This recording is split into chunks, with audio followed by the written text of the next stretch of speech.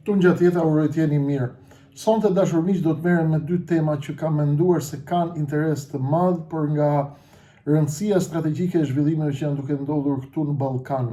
Pikë pari do të shohim përse Aleksandar Vučić i ka shpallur luftë Turqisë në Malin e Zi, ç'është ky ndryshim kursi dhe përse Beogradi është investuar tashmë në hapjen zyrtarisht të luftës ndaj Turqisë, a janë dronët që Turqia ka çuar në Kosovë, apo janë njohja e Kosovës nga Siria edhe lëvizje të tjera, çfarë po ndodh në Malin e Zi, çfarë është ky sulm, çfarë fshihet prapas sulmit, si do ta ndryshojë Ballkanin dhe si do t'i ndryshojë lojtarët, a janë teste për matur nervat e Ankaras, apo është lojë e Beogradit për llogarit Putinit, për llogarit e një lufte të ftohtë mes Rusisë dhe të Ankaras që tashmë ka nisur zyrtarisht në Ballkan në Malin e Zi.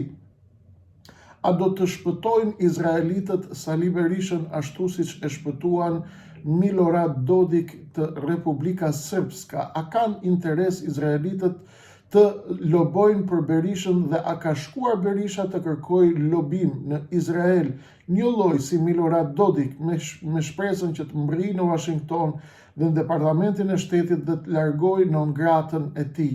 A është Berisha në thelb i interesuar që t'i hiqet non-grata?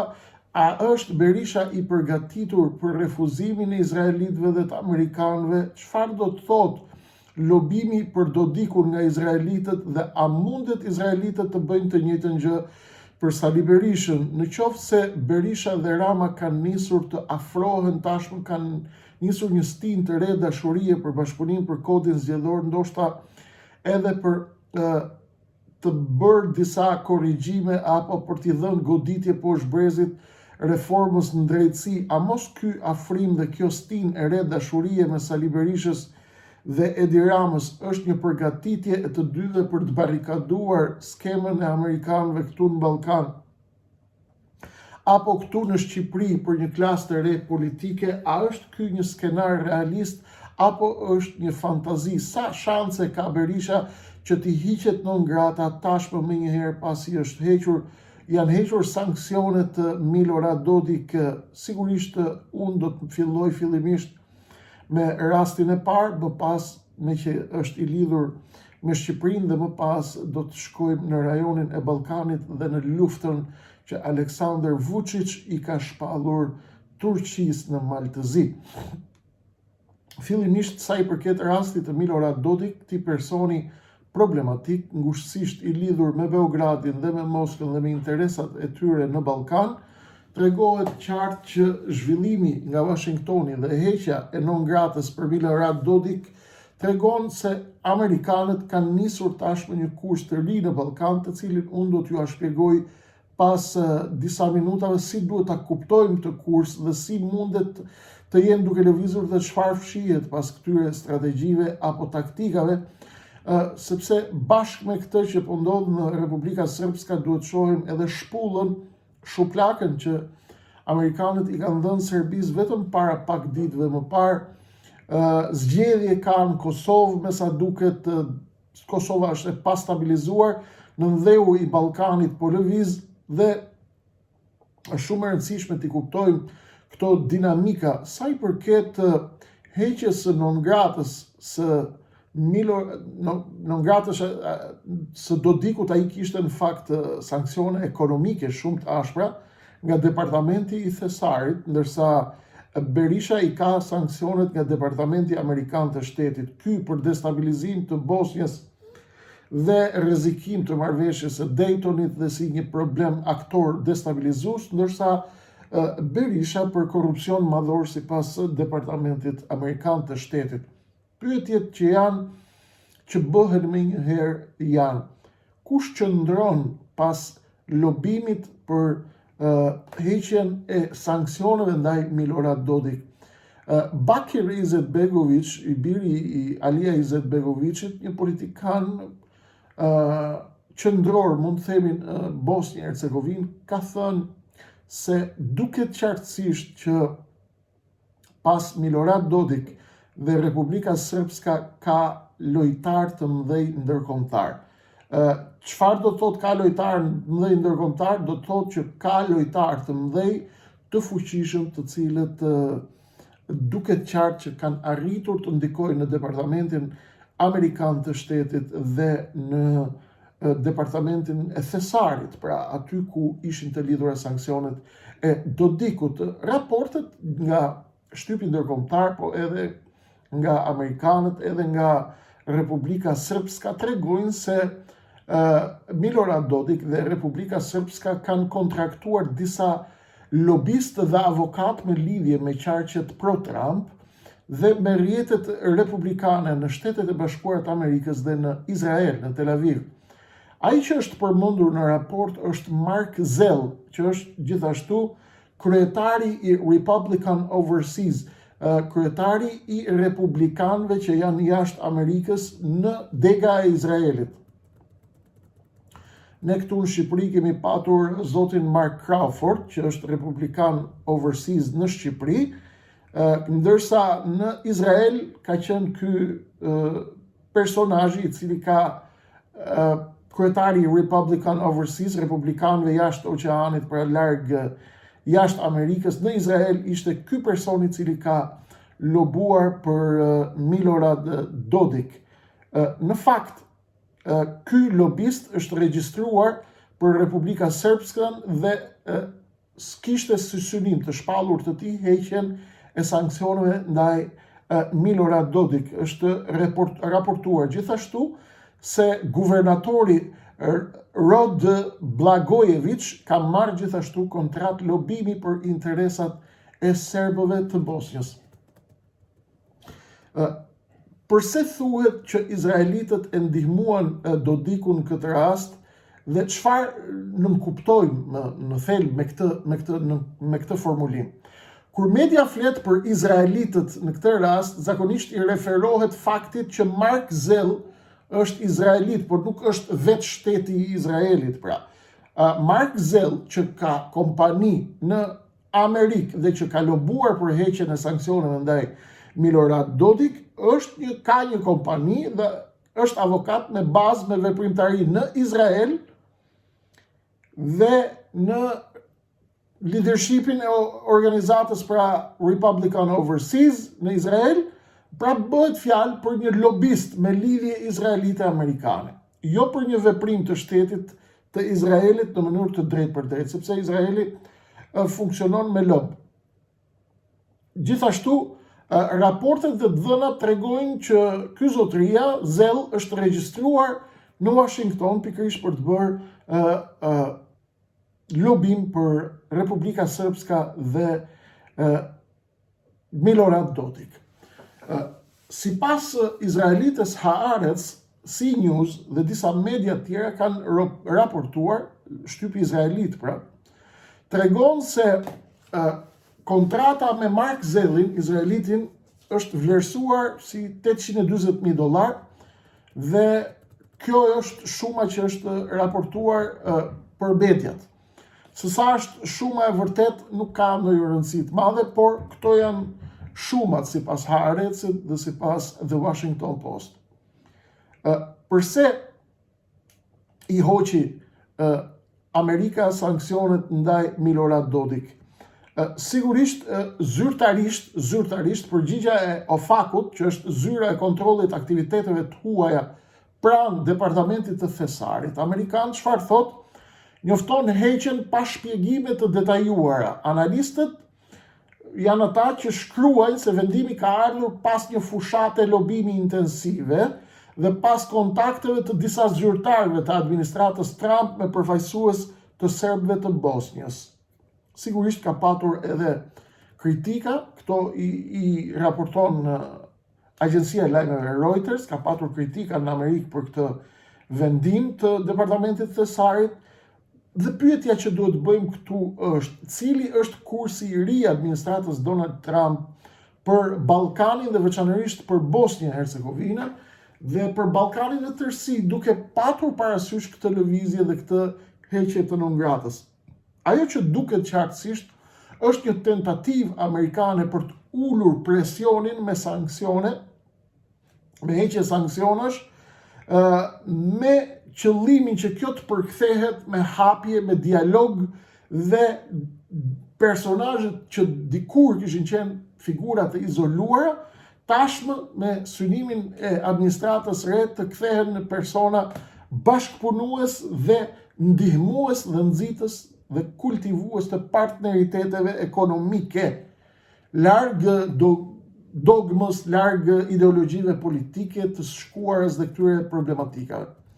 Çështja është që Shtetet e Bashkuara tregojnë dhe japin sinjale se janë të interesuar për të ulur presionin në Ballkan në mënyrë që të çojnë mesazhe edhe për Moskën, edhe për lojtarët rajonal në Ballkan, që amerikanët duan të shfrynë tullumbacen apo duan të ulin intensitetin e flakëve në apo densine e barutit tek fuqia ballkanike e cila mund të shpërthej nga momenti në moment, nga çasti në çast, për arsyet që dihen, sepse Ballkani është shumë i brisht, është shpesh herë në ndrysnin e lloj-lloj psikopati dhe lloj-lloj teorive, të cilat synojnë të zhdukin popuj tjerë, të krijojnë botë serbe, botë kështu, botë ashtu, sepse kanë ëndra të mëdha. Çështja është që përveç kësaj, amerikanët duket qartë që kanë një kushtrim me Donald Trumpin. Ata po tregojnë qartësisht që ne jemi të gatshëm të ulim tensionet. Po këto tensione i ulin me njerëz me të cilët kanë fuqi të destabilizojnë apo kanë lidhje për të destabilizuar. Milorad Dodik ka qenë lojtar edhe i Beogradit, edhe i Moskës dhe një lev kyçe për të kontrolluar ekuilibrat e stabilitetit rajonal në Ballkan. Duke patur parasysh ky sinjal tregon qartësisht se amerikanët kanë zgjedhur këtë lloj kursi sa i përket Bosnje-Hercegovinës dhe nuk e dihet se cili do të jetë kursi që do të zgjedhin në Ballkan. Tashmë duhet të pyesim, a mundet që edhe Sali Berisha të pres dhe të ëndërroj që t'i hiqet non grata pas këtyre lëvizjeve? Unë ju a kam thënë më parë në videot e shkuara, ju a kam shpjeguar se cilat janë hipotezat apo situatat e mundshme sipas mendimit tim që Berisha mund të rikthehet si lojtar tranzicioni, jo si lojtar strategjik, si lojtar taktik. Kjo ndodh, ju kam thënë, ata që e mbajnë mend, vetëm në rast se Berisha shihet nga administrata Trump si një lojtar momental, nëse ata nuk kanë një vizion për te stabilitetit këtu në Ballkan, nuk kanë një vizion për një ndryshim radikal në Shqipëri përveç një stabilokracie të mjaftueshme për shqiptarët të cilët nuk janë kërkundi, janë tym, janë nadha. I kontrollon Rama me Berishën vetëm. Këtu ka një SPAK i investuar drejt për drejti nga amerikanët, i cili po krasit sot ishte ballukun SPAK, hyri me duke qesh, doli duke qesh, edhe Erion Velia ishte në kushtetuese, mbronte veten në vend që t'i thonte shqiptarëve më falni se unë kam bërë gabim, dilte bënte si i bukri shejtan, thote duke mbrojt veten. Sigurisht çdo kush ka drejt mbroj veten, por jo në këtë rast, sepse edhe Erion Velia, edhe gjithë Tirana dhe gjithë Shqipëria di çfarë ka bërë ai me incineratorët e me gjitha llojet e pislliqeve që janë bërë në atë bashki. Le ta kalojmë këtë. SPAK-u dhe goditja e SPAK-ut ndaj politikanëve të korruptuar është një nga dy skenarët. Ose do të godasin lart edhe Ramën edhe Berishën siç goditën Metën, bashkë me Erion Velin, bashkë me ata të tjerë që janë burg, ose skenari i dytë është do të godasin poshtë derisa të ngrihen tek Rama, pra do ja heqin e Ramës të gjithë kamalecat dhe do të ngrihen tek ai. Rasti i tretë është do të bëhet një show dhe një teatr, u arrestu ky, u arrestu ai, duke i ngritur atyre zyrtarëve të korruptuar që kanë shkatëruar jetën e këtij populli dhe kanë grabit dhjetra miliarda euro nga pasuria e shqiptarëve, do bëj një skeç, ky u arrestu, kjo do arrestohet për tangat, ajo do arrestohet për vibratorët, ky do arrestohet se ka vjedh letrat A4, ky do arrestohet se ka vjedh bojën e stilolapsit, një lloj siç gjykoi Sali Berisha me Xhmije Hoxhën që e futin në burg se kishte pi shumë kafe. Kuptoni ju? Këto janë skema të vjetra. Gjithmonë ndërtohet një furtunal i madh, po vepron drejtësia, po veprojnë ndërkombëtarët, spak ku kështu FBI, kështu Amerika, kështu, bëhet një skeç, një teatër i bukur, mashtrohen shqiptarët dhe vazhdon shkatrimi i Shqipërisë deri në fund. Unë jam i prirur të besoj që stabiliteti i rajonit të Ballkanit në këtë moment geopolitik nuk ruhet me stabilokraci, por ka nevojë për demokraci reale. Sigurisht kur e di unë, Amerikanët, Europianët, pa diskutim që e din më mirë se unë, dhe e din para me këtë gjë. Çfarë do të zgjidhin ata për Shqipërinë, këtë e din ata. Unë po them këtu, flas atë që është në interesin ton dhe të shqiptarëve dhe të Shqipërisë, sepse unë nuk i diktoj, as kam fuqi të nxis apo të ndikoj tek vendimet amerikane, apo të Europës, apo të NATO-s, apo të perëndimit këtu në Shqipëri. Versioni është që Dodiku dhe izraelitët po luajnë nëpërmjet lobit dhe arritën të heqin sanksionet ndaj Dodikut, që ishin shumë më të forta se Berishës. Berisha ka ngec. A ka lidhje Berisha në Izrael? Berisha shumë herë ka tentuar dhe ka treguar që është, si të themi, i ka bërë një lloj ka dhënë sinjale të qarta që është izraelit dashës, është njëri që ka shku atje, njëri që mbështet këtë, mbështet Netanjahun, mbështet të gjitha aksionet e Izraelit, madje ka refuzu dhe ka kundërshtu në momentet caktuara, ka thënë që unë jam pro Izraelit edhe në çdo votim që do të bëhet në OKB, sepse unë duhet jem me Amerikën e kështu me radhë. Pra, Berisha ka lënë të kuptohet që mundet të jetë një lojtar i Izraelit. Ja ka çuar topin Tel Avivit.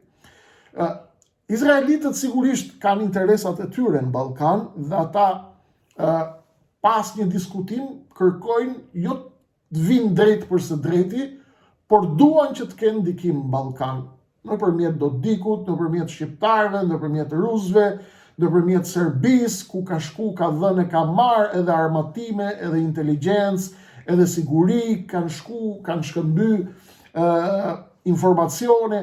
Pra, Izraeli nuk është se ka interesa të drejtë për drejta të vetat në Ballkan, por synon që të jetë brokerus i këtyre interesave të Ballkanit. Berisha ka dhënë sinjale që unë mundet të bëhem lojtari juaj nëse ju më shpëtoni nga këto sanksione. Por, a do ta shpëtojnë izraelitët Berishën në një kompani izraelite për shembull lobimi? Praktikisht, në letra, pra është e mundur në letra. Por, në praktik është shumë e vështirë. Pse? Sepse çdo kompani lobimi, qofshin edhe ata izraelite, qofshin edhe ato izraelite, ata do të bëjnë një llogari fillimisht. Dhe të gjitha kompanitë e lobimit bëjnë llogari fillimisht. Cila është llogaria? Llogaria është a do ja dalim ta fitojmë këtë kaos, apo nuk do t'ja dalim ta fitojmë këtë kaos. Berisha zgjodhi të lobojë në Washington me Lasivitën, të cilin ja solli Fatmir Mediu. Fatmir Mediu është ku thërret Qameti, ka problemet e veta, është i thirrur në SPAK, çdo 2 javë shkon në Amerikë, ço valigje me dollar andej dhe ku kap andej, përpiqet që takoj njerëz, të shpëtoj vetë në vetë këtu në gjyqin e Gërdecit, del dje dhe thotë këta të Gërdecit mi ka hedh Soros i kundër, do me bosi trampist, solli Lasivitën në Tiranë, i dhan një 2-3 valigje me dollar të mira, disa miliona dollar, dikush tha 2-3 milion, dikush tha 6 milion dollar, dikush tha 12 milion dollar.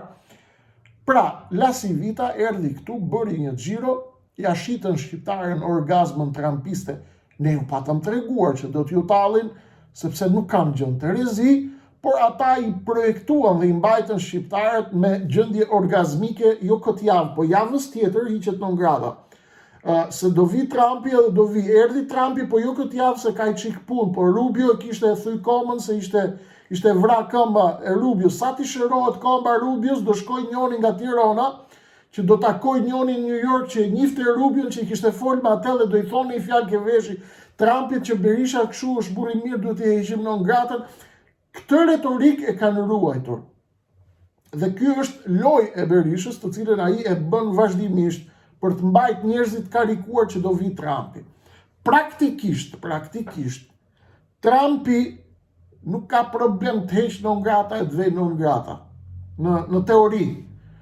Në qoftë se ka problem dhe dihet dhe u përshpërisin ke veshi, qoftë lobuesve amerikan, qoftë lobuesve izraelit, ata nuk e marrin përsipër që në themel riskun e marrjes një çështje që do të shkojnë në rrugë të bllokuar.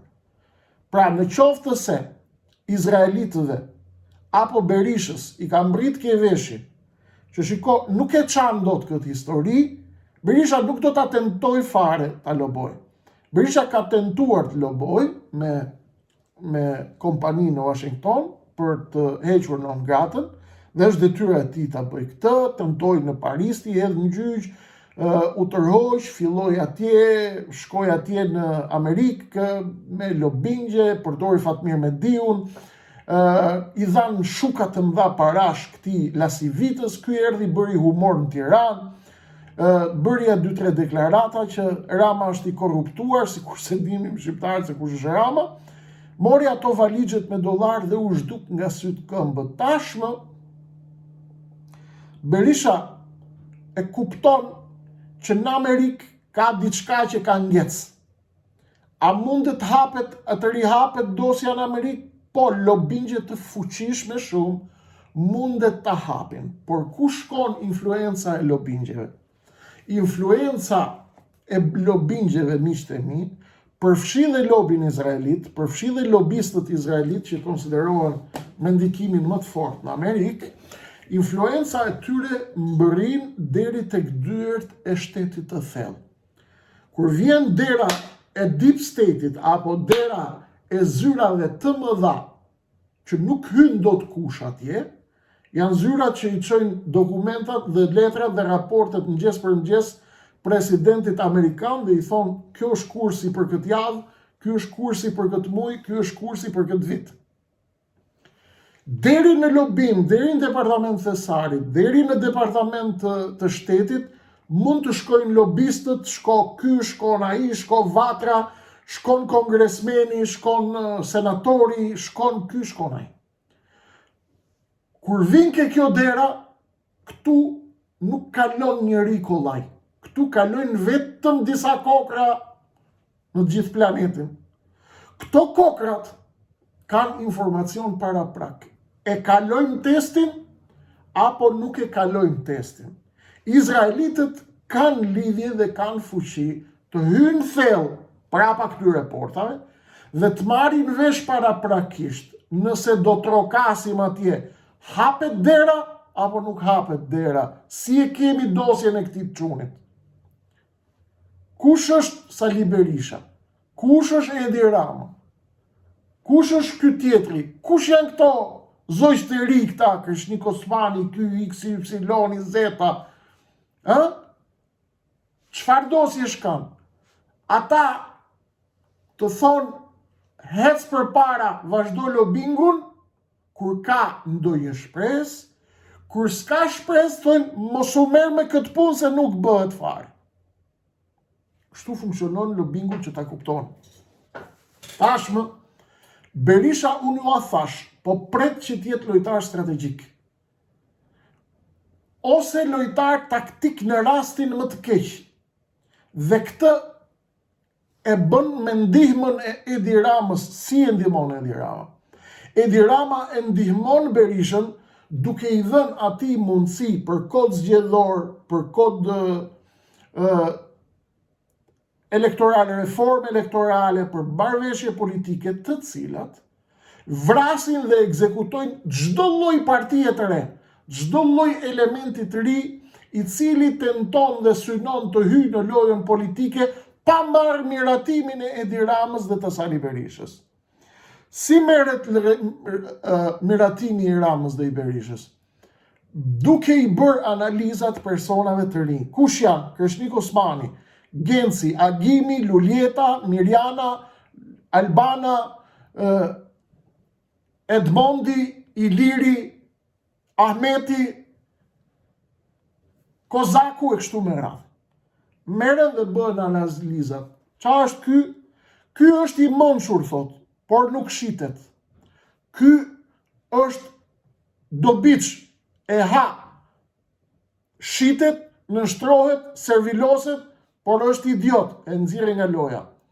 Ky është çuni mirë, po ka krenarinë e tepruar, nxirre nga loja, nuk është i nështrueshëm, nuk është llapist, nxirre nga loja. Ky është i mirë, është besnik, është i pakorruptum, e do vendin, por nuk riurt, nuk është i komandueshëm. Hidhen kosh, nuk bën. Dhe çfarë marrim? Marrim në lojë, fusim në lojë njerëz të cilët e bëjnë llapën gjak. Janë llapist, janë inferior, janë servil, janë ordiner, janë njerëz të cilët pa dinjitet, pa karakter, pa mendim, pa dignitet, pa integritet intelektual. Nuk po them ti jesh i pa edukat. Nuk po them ta ashash Berishën apo Ramën nga plaka. As ti ashash familjen, jo. Por ti jesh njëri që ka dignitet, që bën kritik politike, njëri që debaton dhe çmonton lojrat e tyre të flishta politike. Ky është debat politik. Ka pozit, ka majorancë, ka dhe replik. Ata nuk i duan këta dhe i nxjerrin nga loja. Dhe çfarë bën? Rama ndihmon Berishën sepse Rama e ka të qartë. Rama, që ta keni të qartë, është njeri, është lojtar frikacak. Pra, Ramës në qovë se i vinë Amerikanët dhe i thonë zhduku se tani duhet zhdukesh, a i ikën, nuk është se është njeri që bën rezistencë. Rama është njeriu më i vetmuar në Shqipëri. Pra, nesër si kur t'i rëshkas pak këmba, atë do t'a shqyjnë atje ke PS-ja të parët, sepse ka therë gjysmën e PS-s i ka qut gjithë në satër. Njerëz të cilët kanë mbajt socialistët me lek, me para, rilindasit me para, Belinda Balluku, Erion Veliaj, miliarder, gjithë miliardat e shqiptarëve që janë grabit nga Balluku, nga Beqa, nga Erion Veliaj, nga këta, nga Sajmir Tahiri, lidhjet me drogën, të gjithë këto para, shkatrimi gjithë lokaleve që i prishi gjoja për urbanizimin, ishin të gjitha kosto. Socialistët të majtët sot janë gati ta shqyjnë në fyt Edi Ramën. Ndaj ai thot, unë thot, jam njeri i vetmuar sepse maja është vetmi, të jesh në majtë pushtetit është vetmi. Ky po i çon gjithë në thertore, sepse i thot Amerikanëve jam gati të çoj të gjithë, vetëm ju më lini mua në pushtet. Berisha i thot Edi Ramës, në qoftë se iki unë, ty do të dalin disa lojtarë të ri, të cilët ti nuk i kap dot, nuk i përballon dot. Tani më mirë e bëjnë bashkë marrëveshjen, i nxjerrim të gjithë nga loja, dhe u themi Amerikanëve, nuk ka lojtar tjerë o zotni Shqipni përveç jush. Dhe Amerikanët nuk do binë marinsat nga qielli të zbrinë këtu dhe të shpëtojnë shqiptarët. Prandaj unë ju kam thënë vazhdimisht, kujdesni, sepse nuk kanë për t'ju bë dhurata nga Amerika, nuk do vinë dhurata nga Washington. Duhet ju të organizoheni si popull, që të shkojnë raportet nga ambasada amerikane në departament shtetit, dhe të thonë, ky popull është zgjuar, si do ja bëjmë me këta shqiptarët që t'i mbajmë nga ana jonë. Duhet ju të rebeloheni dhe të ndaloni bashkëpunimin e çiftit Rama Berisha për shkatrimin e Shqipërisë që po e kryejnë nëpërmjet puthjes dhe sezonit të ri të dashurisë që quhet reforma kushtetuese, reforma zgjedhore. Reforma kushtetuese do të griset kushtetuta që do të bëni ju të dy, sepse ju të dy nuk keni bërë asgjë të mirë për këtë vend. Ju të dy sa herë jeni bërë bashkë, vetëm keni bërë pis. ju të dy sa herë jeni bërë bashkë, ju vetëm keni prodhu këtë poshtërsi të madhe, si që ishte kodi i 2008-ës, por keni një tuf me zagar që rrinë natë për natë në televizor që relativizojnë dëmin tuaj duke fillu me Grida Dumën mbrëm, e cila mashtron në mënyrë të hapur, thot kanë të mirat e veta, tranzicioni ka patur të mirat e veta, ka patur lojtarët e vet, ata janë aty, ata janë status quo, ata janë fakt, ne nuk mund t'i zhbëjmë ata, sepse detyra e Norës së Kelmendit është që të përforcojë narrativën duke relativizu dëmin, nuk thot ajo janë burrat mirë.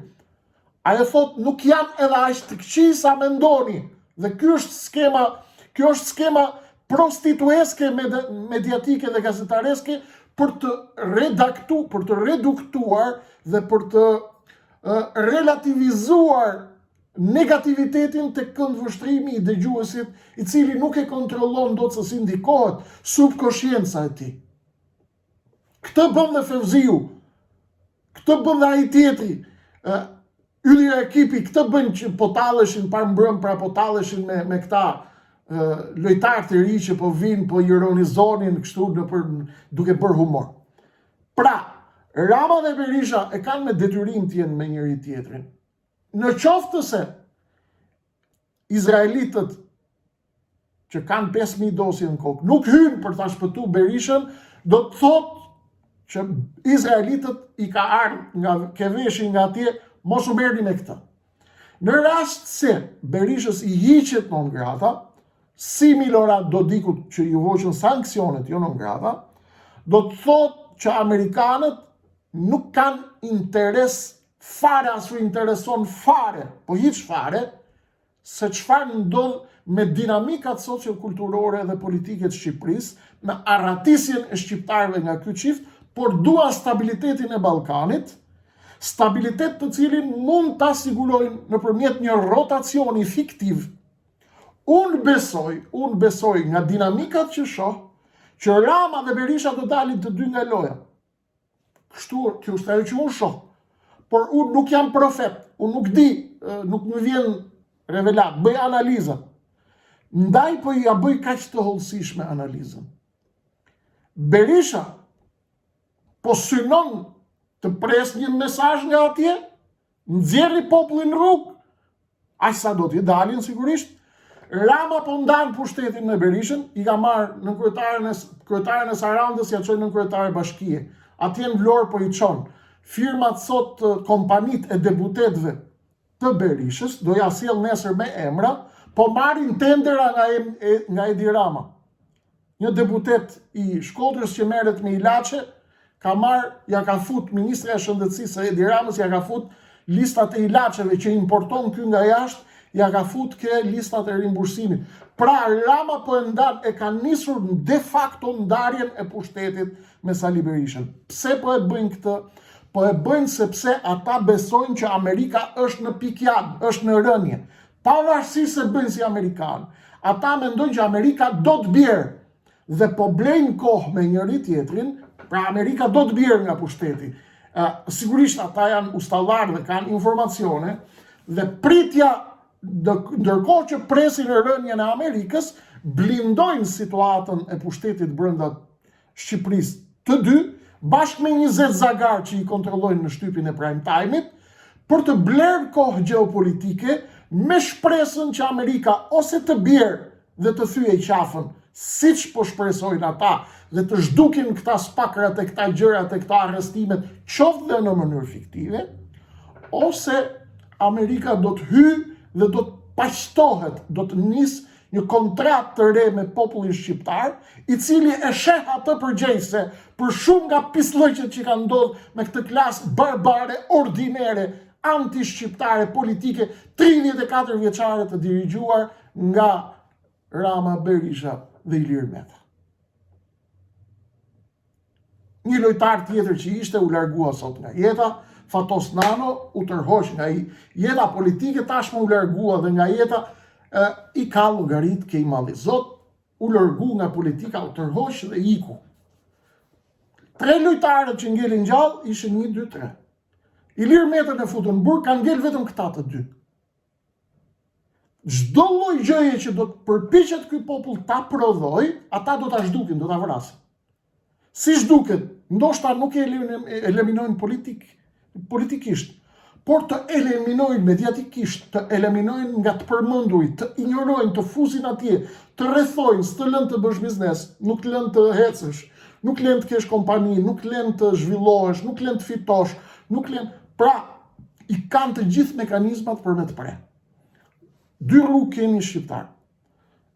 Ose të ngriheni dhe të provokoni dhe të nxisni reagimin amerikan dhe perëndimor dhe çfarë do lloj qarku tjetër që të vi tek interesat tuaja, përndryshe do t'jeni peng i dyshës Rama Berisha. Dhe Berisha në këtë moment që ka marrë garanci nga Edi Rama, se Edi Rama do t'i jap Berishës çfarë do ai, për sa kohë ai është gjallë, Berisha nuk ka më interes, i vjen më apo nuk i vjen më non grata nga Shtetet e Bashkuara të Amerikës, sepse de facto në Shqipëri ka zero mundësi të bësh politik dhe të ysh në politik pa lejen e këtyre dyve.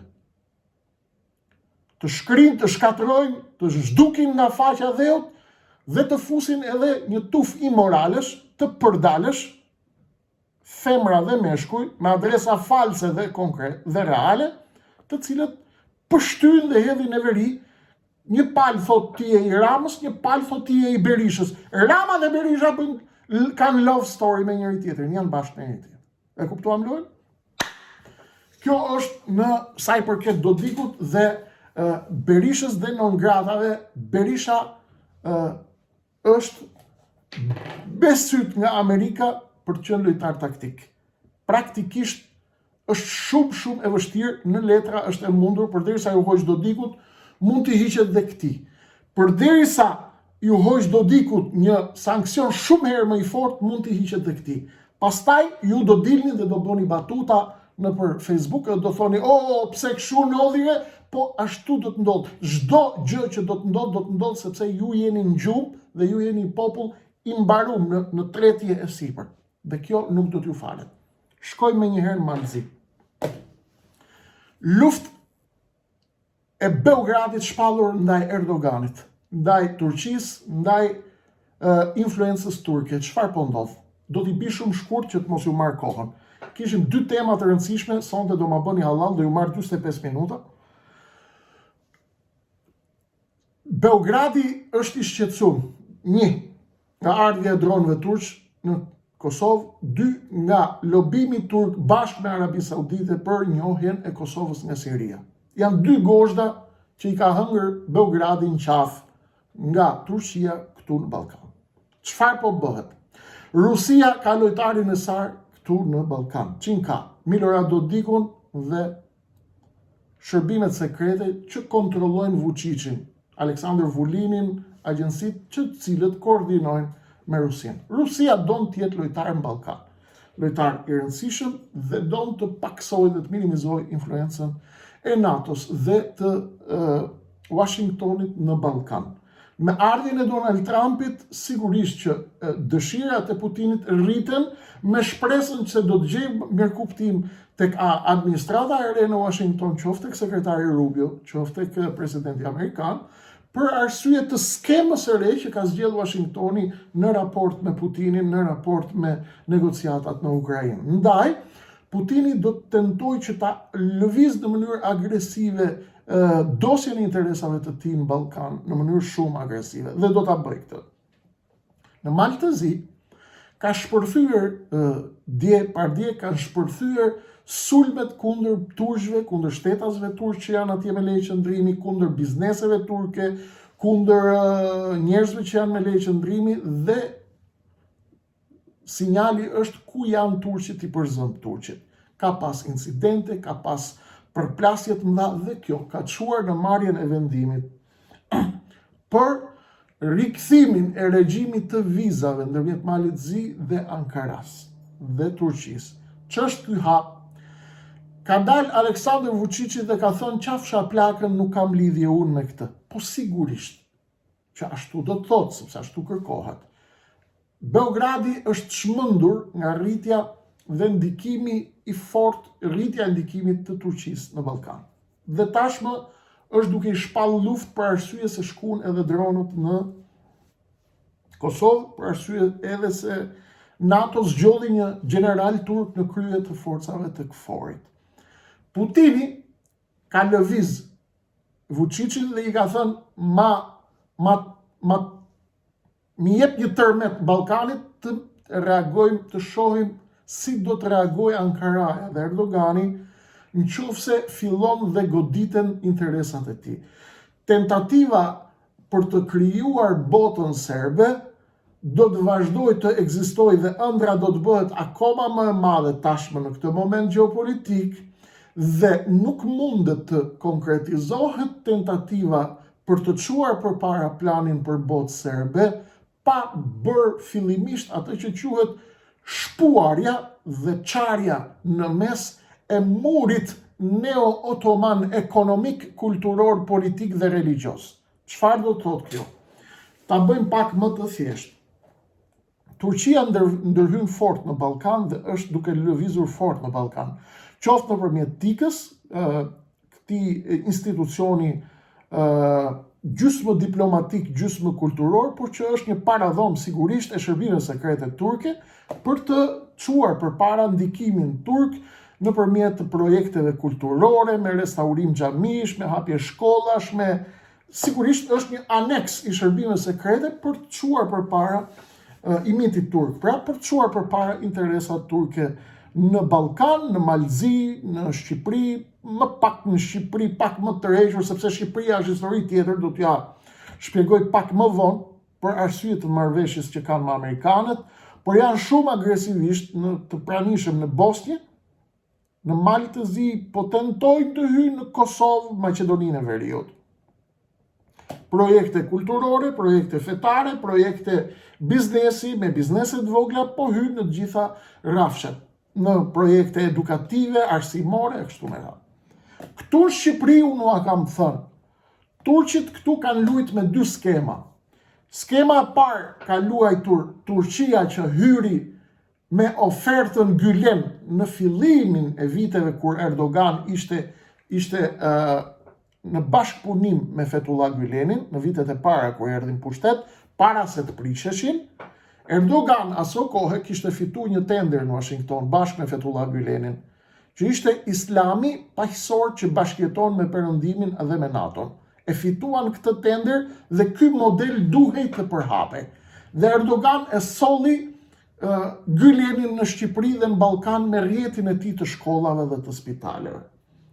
Tashmë, pasi u konfliktua apo pasi turqit vendosën ta çajnë në dysh influencën e tyre, influenca e Turqisë si shtet dhe influenca e Turqisë si armiqt e Turqisë që tashmë ishte Feto dhe Güleni.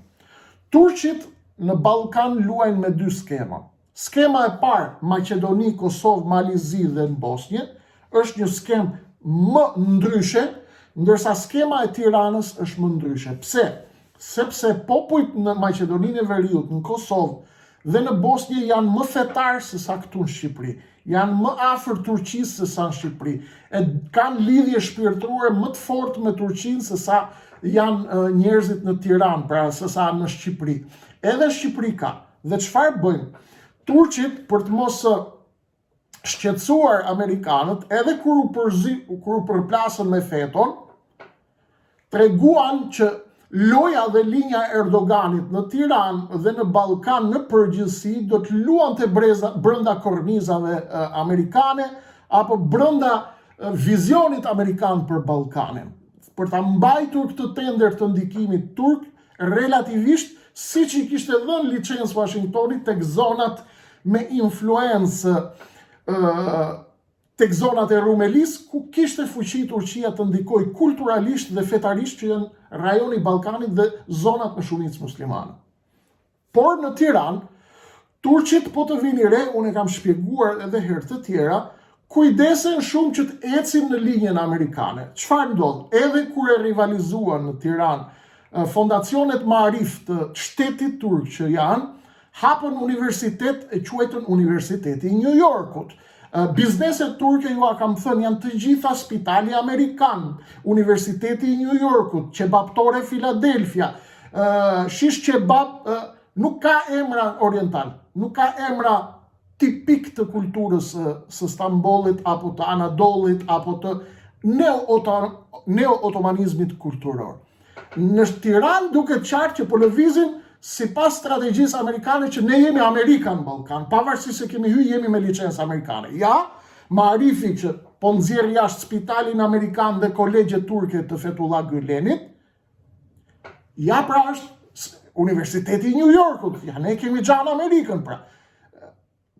Në këtë zonë duket qartë që Turqia ka tjetër marrëveshje me Amerikën, ndërsa për Ballkanin, për Bosnjën, për Kosovën, për Malezi, për Maqedoninë e Veriut ka lojë tjetër. Atje kanë terrenin më të hapur për të luajtur.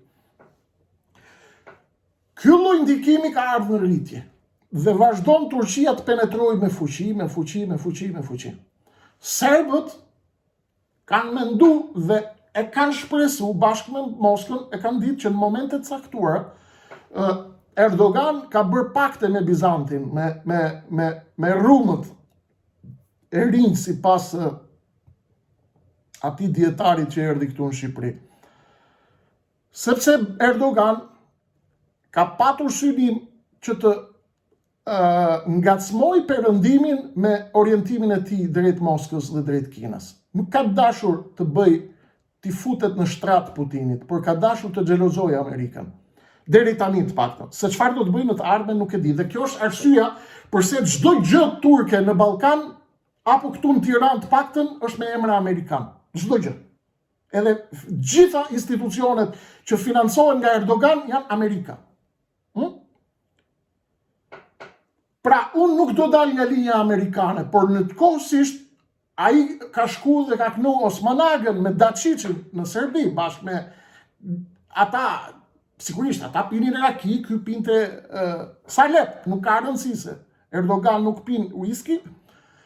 Ata pinin raki dhe i këndonin këti Osmanaga, kurse ky i duart rokiste, pra tregonte që unë do të luaj ekuilibruesin ndërmjet ekuilibrave slav dhe ekuilibrave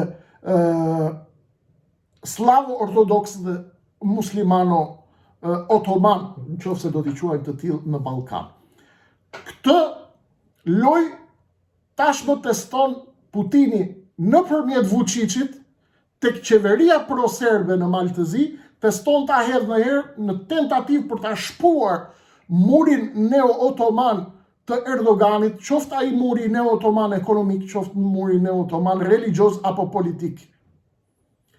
Dhe i thot Vučićit, Vulinit nga Moska, i thot, ma lëviz pak Malin e Zi, që është me qeveri pro-serbe, ma hidh dhe hidhja në sulm, të shpallim luftën e re kundër pushtuesve turq.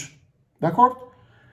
Kjo që po ndodh në Maltëzi është testim për Ankaran. Në qoftë se Ankaraja nuk do të lëviz, do të thotë që ky plan do të avancojë. Cili është plani? Plani do të jetë fillimisht për të avancuar këtë plan dhe për të krijuar botën serbe, do të krijojmë fillimisht, do të mësojmë shqiptarët kundër njëri tjetrit dhe këtu do të vim në një fazë që do të shohim tentativa të frikshme për të hedhur për të krijuar një çarje ndërmjet muslimanëve shqiptar dhe ortodoksëve shqiptar, duke krijuar bizantinizmin e ri dhe neo-otomanizmin e ri jashtë imagjinatës apo jashtë nocionit historik kombëtar shqiptar. Një palë janë ushtarët e Erdoganit, një palë janë ushtarët e Putinit. Dhe ky nocion është tepër i rrezikshëm për shqiptarët dhe shqiptarët duhet bëjnë kujdes që të mos bien në këtë grackë. Do të synoj Beogradi tashmë me gjithë Moskën të nxisin dy lloje luftrash. Luftra e parë, çarja e parë do të jetë çarja ndërmjet muslimanëve shqiptar dhe ortodoksëve shqiptar. Çarja e dytë do të jetë mes muslimanëve shqiptar dhe katolikëve shqiptar, dhe çarja e tretë do të jetë mes ortodoksëve dhe katolikëve. Kjo lloj çarje tenton të zbeh ndikimin e Turqisë dhe të çaj murin neo-otoman politik dhe ekonomik, dhe nga ana tjetër të shpërbëj shqiptarët në mënyrë që të detyrojnë elementin ortodoks të slavizohet ose të greqizohet dhe elementit musliman të turqizohet, sepse Shqipëria nuk ofron asgjë, Shqipëria është në zhdukje e sipër. E kuptuam këtë? Turqia do të lëviz tashmë, pa diskutim që do të reagoj, por nuk do ta ndez situatën dhe ajo që do të shohim do të jetë një luftë e ftohtë ndërmjet Turqisë dhe Moskës këtu në Ballkan për influencë. Kaq shkurt për çfarë është duke ndodhur në Maltëzi, ti kuptojmë mirë situatat. Turqia nuk tërhiqet kollaj nga Ballkani, ti jemi të qartë për këtë. Amerikanët e duan Turqinë të jetë këtu sepse nuk mund të përballen me interesat slave dhe ruse pa një patronazhim të Turqisë, të elementit nostalgjik për Turqinë që fillon nga Sarajeva dhe del poshtë në Shkup, dhe pas një diskutim që turqit i thonë amerikanëve, më lër një zonë mua këtu influencën dhe unë të ruaj influencën tënde. Në momentin që Rusia apo Turqia do merren vesh me njëri tjetrin, në momentin që amerikanët dhe Bashkimi Evropian do të shohin që Turqia është e gatshme të dalë nga preheri rus dhe kinez, ata do të japin akses më shumë në Ballkan dhe do të bjerë projekti i Vučićit. Në qoftë se do të shikojnë amerikanët dhe Bashkimi Evropian që Turqia do të shkojë çdo ditë më shumë në drejtim të interesave ruse, të BRICS-it apo të atyre kineze, ajo do të tentojë të bëhet bashkë lojtare me Putinin dhe Vučićin, bashkë me europianët për ta thërmuar murin neo-otoman këtu në Ballkan, apo projektin Erdogan, apo projektin nacional islamist turk që buron nga qeveria turke. E kuptuam lojën? Ne si shqiptar duhet të ruajmë interesa shumë të mira me Turqinë, sepse është shtet jashtëzakonisht i rëndësishëm me nivel gjeopolitik. Duhet ta bëjmë këtë edhe me fqinjët tanë grek, edhe me çdo lloj fqinjë tjetër, italianët, me gjermanët dhe me çdo shtet të cilët duan të mirën tonë, por duke goditur me dorë prej hekuri Fredi Belerat dhe gjithë belerat e tjerë kriminal të cilët kanë ëndra në jug të Shqipërisë apo në veri të Shqipërisë. Kaq kisha për sot, zhvillime të tjera të mëdha do të ketë në vijim, mund të flas 2-3 orë për këtë temë, është shumë e vështirë të ndalen, por do të mjaftohem me kaq se kam kaluar çdo limit. Ju falenderoj nga zemra për kohën e çmuar, për durimin dhe për mbështetjen tuaj që na jepni duke i çuar video tek pjesa tjetër e shqiptarëve. Do t'i zgjojmë shqiptarët sepse besoj që rrallë kund i gjejmë analizat kaq të shtëruara apo kaq të detajuara, dhe ju që na ndiqni që jeni të shumt, që nuk i keni bërë subscribe kanalit, jeni të lutur t'i bëni subscribe. Ju falenderoj edhe një herë, zhvillimet të tjera të mëdha do të ketë në vijim, por ju e dini si gjithmonë, ato vijojnë në numrin e ardhshëm. Poshtë tek kutia e përshkrimit do t'ju vej dhe linkun e emisionit që e kam bërë para disa ditësh, si lobi serb na ka mundur në Washington. Aty përpiquni të kuptoni si lëviz Serbia në Amerikë, si lëviz nëpërmjet Izraelit dhe si lëvizin lobët dhe si interesat shqiptar. Natë e mirë për sot.